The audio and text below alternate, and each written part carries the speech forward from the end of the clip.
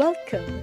You're listening to Latin Waves with your hosts, Sylvia and Stuart Richardson. Latin Waves is more than just hot rhythms. This is a show about community, about creating a culture that is inclusive and based on fairness. Because everyone deserves dignity, respect, and has something to contribute. A new world is possible, and it all starts with us. I'm delighted to be joined by Dr Hahnel. He's an economist, a prolific author of participatory economics for the people, by the people. Thank you so much for being with us, Robin. It's great to be with you again, Sylvia. When we look at history, we can see some patterns of empires, and the one we are living today is not one that should surprise us. Empires try to conquer more territory, and often this has been done through force. But what is concerning, perhaps for my audience and for most people, is how deadly a moment we are facing with the crisis of climate change, and yet more resources are being devoted to war and exacerbating that crisis. How do we conceptualize this moment, and how do we move out of this quagmire? I do think sometimes, as we get older, some of our faculties diminish, but hopefully we also can become a little wiser.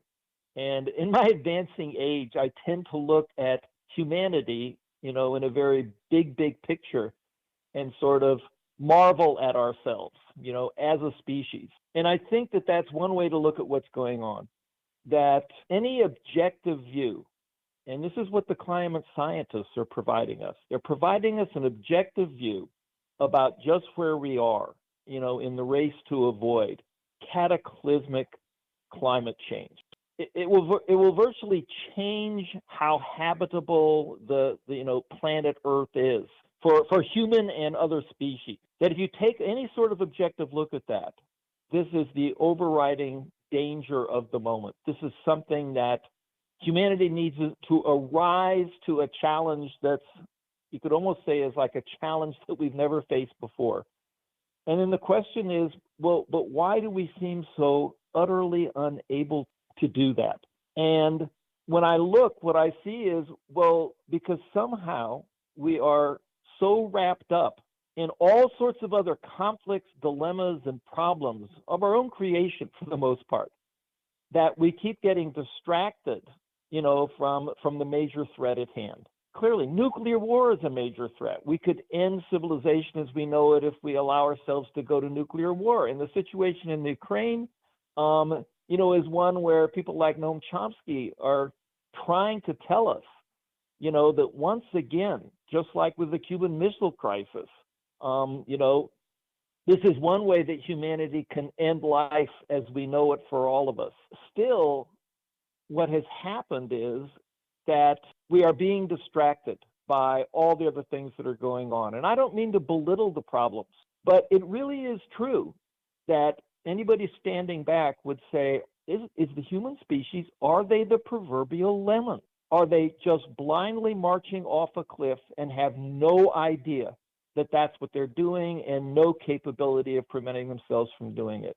So I do think that climate change has risen to that level of importance. And the big picture is, what on earth can we do to refocus our attention on addressing this before it's too late? And that does mean prioritizing it and not being distracted. Yeah. And if you look at everything else that's going on, in some ways, it's a way to argue, fight, squabble, and put energy into other issues. And all that does is mean that, the disaster is coming one day closer in terms of climate change. When the United States is investing $53 billion so far in the war in Ukraine, while tens of millions of people in Asia, Africa, and the Middle East are literally facing starvation, while millions in North America are literally one paycheck from being on the street, while you have infrastructure that is collapsing, bridges and levees, and while we're facing unimaginable fires in California.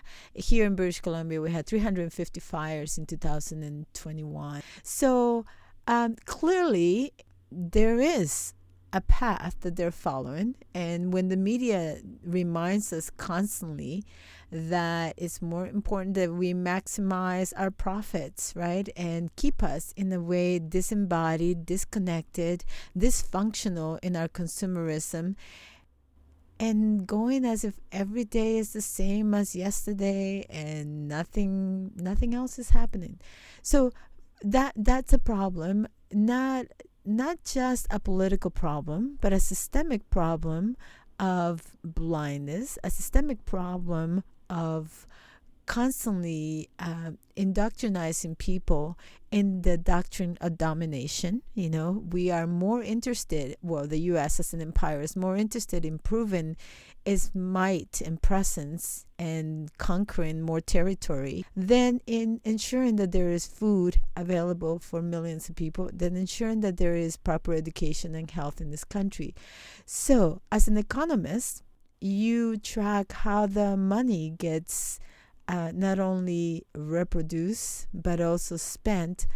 In past, we've seen that after World War II, there is expenses that needs to be covered, right? Those things someone has to pay for them, and usually it's the taxpayers.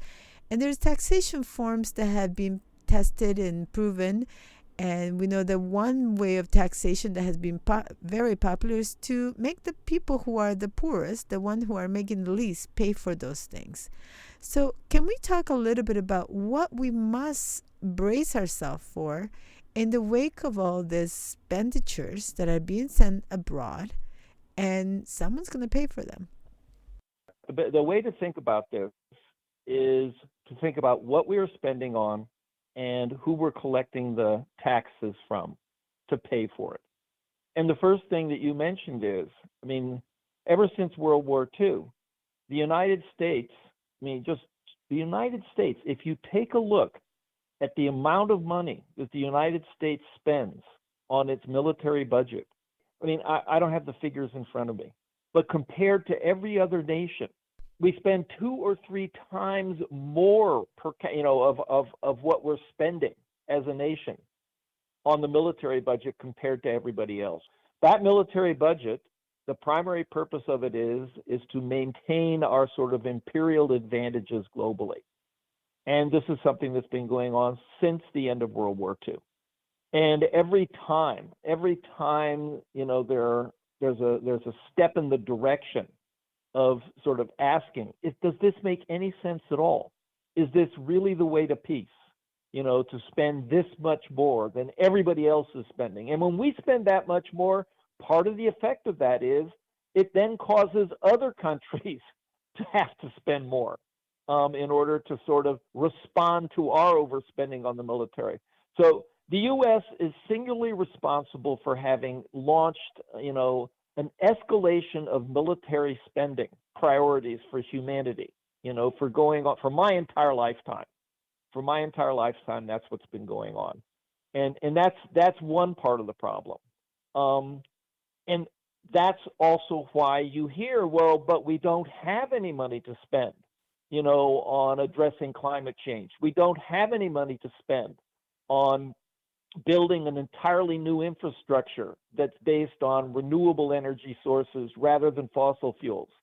So all the other priorities, go begging because we have overspent, as a country, the United States, on something that, yes, to preserve our imperial privileges and advantages globally has never really been to the benefit of the majority of the population in the United States. Now look at the other side. The other side is, okay, so we have this huge problem about spending on the wrong thing. And we have a huge need for rapid spending on what really, actually is a threat to humanity, which is changing our entire energy system and infrastructure so that it is not based on fossil fuels before it is literally too late. Then the question becomes, well, where do we raise money to spend on anything in the United States? Just as the fossil fuel industry, has done everything it could to prevent us from moving off of fossil fuels before it's too late and pursuing a path to renewables. The wealthy in the United States, they have what their major concern, what they spend more of their time on than anything else, is to figure out ways not to have to pay taxes themselves. So the other huge, trend that you can measure over the past 40 years is just how much less the wealthy people in the United States are paying of our taxes, and therefore how much more ordinary people who can ill afford to pay taxes have been forced to pay. Now, what's actually happened is that the amount of taxes that the very wealthy in the United States have been paying, this is both corporate taxes and individual taxes. The amount of taxes that the very wealthy have been paying, and has shrunk considerably. They have relentlessly waged that campaign. They've used their ability to finance election and pay for politicians to get them to do this for them. On the other hand, they have income distribution has gotten to the point in the United States that the bottom 40%, you can't even get any taxes from them. That's how little they've been left with. So it is sort of the lower middle class and the middle class that have been forced to pay the taxes that the very, very poor can't pay in the United States anymore, and the wealthy have managed to weasel out of paying. And that produces a situation where the bulk of the population in the United States, their instinctive reaction to any proposal to pay, to increase taxes to pay for things like building new infrastructure, addressing climate change, addressing poverty, their reaction is, but I'm already overstrapped. I'm already overtaxed. And there's some truth to that. But it's because of the distribution and what's happened to who's paying and who's not paying taxes in the United States. What have we learned, and what do we need to pay attention now that we are facing yet another serious depression in the economic system? Since 2008, we have not recovered from the economic collapse that we saw. Well, yeah. Was there ever a time in U.S. history when the taxation system seemed to be getting more sensible and more fair? Adequate taxation, collecting enough money to spend for the public goods we really need, such as redoing our infrastructure before we destroy humanity, and the planet and humanity. So collecting adequate taxes and collecting it fairly. Have we ever done a better job of that in the past? Yes. First of all, the United States pioneered the idea of an income tax. So, going back to the early 20th century, the country that said, well, we really have to tax people's income. And, people with higher incomes need to be paying more taxes. So progressive income taxation, is something that was pioneered originally in the United States. And if you take a look at the New Deal era, and you take a look at even in the 1950s, what percentage of taxes were being paid by corporate, out of corporate profits? People who look at this will point to the Eisenhower era and they say, well, what was the percentage taken out of taxes of the very, very wealthy and corporations? And we did that. So it's not that this is something that's impossible. It's all about political power. It is all about political power. And what has happened is that on the taxation front, the bad guys, the wealthy, the corporations and the wealthy individuals and families in the United States have waged a relentless and successful campaign to make sure that they're not paying the taxes and that somebody else is instead. And there's no reason that has to continue. That's all a question of political power in our own nation's history. We don't have to look to Scandinavian economies and say, well, there are some examples of capitalist economies that do tax an appropriate amount to pay for public services. And they're paying for a lot of really good, useful public services because they don't have huge military budgets. We don't have to look to those countries, to see adequate and fair systems of taxation. We can look to our own history when there was a time when even in the United States, we did a much better job on that subject. In the end, is the capitalist system, particularly this neoliberal form of capitalism that we now have, is this a system that that ill serves humanity and is ultimately going to continue to be in conflict, you know, with preventing climate change and protecting the environment in adequate ways, as well as is it the best system, the only system available, you know, for organizing people's economic activities, allowing people to have democratic decision making power over, you know, their economic lives, compensating people fairly. No, I've long argued and believed that some form of democratic socialism, I think of it as also not just democratic socialism, but a truly participatory economy, is well within human capabilities, and everything points to the fact that humanity needs to move in that direction as rapidly as possible. Your work has focused on what an economic system by the people, for the people could look like. And, I know that much of it has been modeled on some of the changes in social movements in Venezuela. The history that, Cubans have charted for us in Latin America is well noted among the Bolivarian Revolution. Can you talk a little bit about the impact of communal councils and recognizing the power with that society can gain when people, ordinary people, organize and unite and envision a path for themselves? And let me just try and put this into a broad context. The immediate task is to prove that we are not like lemmings and about to march ourselves off the cliff. If we succeed in doing that, if we don't succeed in doing that, there is nothing left. If we succeed in doing that, the question becomes, well, are we humans capable of essentially seizing our positive potentials and learning the lessons of history about how we should not organize our economic affairs, that we should not organize our economic affairs in a system that allows a tiny minority to own the means of production and everybody else has to go work for them. And I think of it almost as going back in time. We need to go back in time and think about the early socialists at the end of the 19th and the early 20th century. What was it that they envisioned? What was it that they wanted instead of the very sort of rapacious capitalism of the turn of the 20th, as the 20th century opened? And the answer in my mind is they wanted workers to govern themselves, and they wanted workers and consumers to plan together. There's a very intricate interrelationship between all the things that some workers are producing and who's consuming them, and many workers are producing things that are needed by other workers. So all this needs to be coordinated. All this needs to be coordinated sensibly. It needs to be coordinated democratically and fairly. And the question is, well, is that truly possible? Well, in the 20th century, there were people who said, well, we're going to do it with central planning in the Soviet economy, or we're going to do it with central planning in China, Maoist China. And that turned out to be wrong.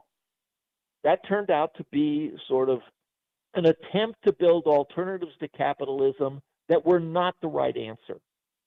But I think that the right answer really was what I call them this, and this is what they call themselves, this is what everybody else calls them.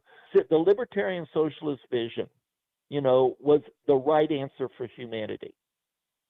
But the problem is that at this point in time, we need to get a lot more clear about, well, how do you actually do that? And I think there was a lot of naivete about how simple will it be for humans to take sensible control of their own economic activities and coordinating them and planning them together. That's not as easy as people initially thought. And we need to improve the quality of our thinking about how it is that can actually be done. And I think that the Bolivarian socialists, in Venezuela, they looked at Cuba and said, no, you took that, your planning system, you adopted it from the Soviet Union. And just like the one in the Soviet Union, it isn't the right answer. We're not that interested in it. They tried to look at other ways to do things. And now political circumstances and international circumstances have basically brought that experiment, to a halt for the time being. But I do think that that is the future for humanity. And I think that one of the tasks is we all need to think and work harder and think more clearly about how it is you go about doing that, rather than just leaving things to markets or believing that some sort of essentially planned system, is going to work out for the best, because it didn't and it won't. And there needs to be a democratic alternative of planning. And I do think slowly that there is progress in terms of people thinking along these lines. I'm very encouraged right now. There are two different websites that are very active right now, where people are talking about, concrete ways that you can do all this. One is called www.realutopia.org. And another one is called www.participatory.economy.org. These are two websites that are absolutely filled with discussion forums and articles and essays and chapters of books that are going into concrete details, examining, well, where did things not work out well in the past? How could we make this decision in a democratic and efficient way? How can we be sure people don't have to spend inordinate amounts of time arguing and debating with one another? Because you don't have inordinate amounts of time. You've got to organize this so it's something that ordinary people can do, without spending 24 hours in a meeting, 7 days a week. So I do see progress on this front. It's all a question of a race against time. We're a race against time in terms of preventing climate change. We're in a race against time in terms of figuring out how to do our organize our economic relations in a more sensible, productive, democratic, efficient, and fair way, before various calamities sort of beset us. That's where we are, at a particularly dangerous moment at this time. What inspires you that we can turn it around? Humans can do terrible things, and we have.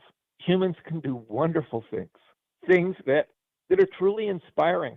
And you could see that going on every day, everywhere, both things. When I get depressed and discouraged, I also look and see that there is a tremendous positive potential in humanity, and that it's always been there, and it always will be there. And we just have to harness it. We need to unleash it. We need to facilitate it. We need to protect it. We need to expand that. We need to expand that part of who we are. It's always simply about whether or not we make it happen. That's beautiful. I always love talking with you. And for people who have yet to discover your wonderful work, how can they access your books? There's some recent books. Routledge published Democratic Economic Planning almost a year ago now, in 2021. That book is the most comprehensive sort of presentation of all of the proposals that we've come up with, and sort of an explanation of them, for how we might go about, organizing a desirable economy. But that book is in parts, aimed at professional economists, people who are trained economists or have a decent amount of economic training. A book that AK Press is publishing and will be out in a month or two is simply called A Participatory Economy. And that book covers all of the new suggestions, concrete ideas we have, proposed about how to organize reproductive labor, how to make investment planning and education planning and environmental planning and international economic planning more democratic, efficient, and fair, but addressed to the sort of the non-economist audience, addressed to activists, anybody who is sick of capitalism but wants to know what's the alternative. Is there really an alternative? So that book is coming out in a couple of months. AK Press is publishing that. And then the two websites that I just referred to, participatory.economy.org and realutopia.org. Those two websites are really treasure troves of information, materials, discussion forums about any and all of these ideas. And that's where I would tell people to go first and foremost, to those two websites. Thank you so much for being with us today. Thanks for having me on, and I hope you're feeling better. Thank you for listening to Latin Waves. Latin Waves is an independently produced syndicated radio program made available for free to campus and community radios, and also to the world at latinwavesmedia.com.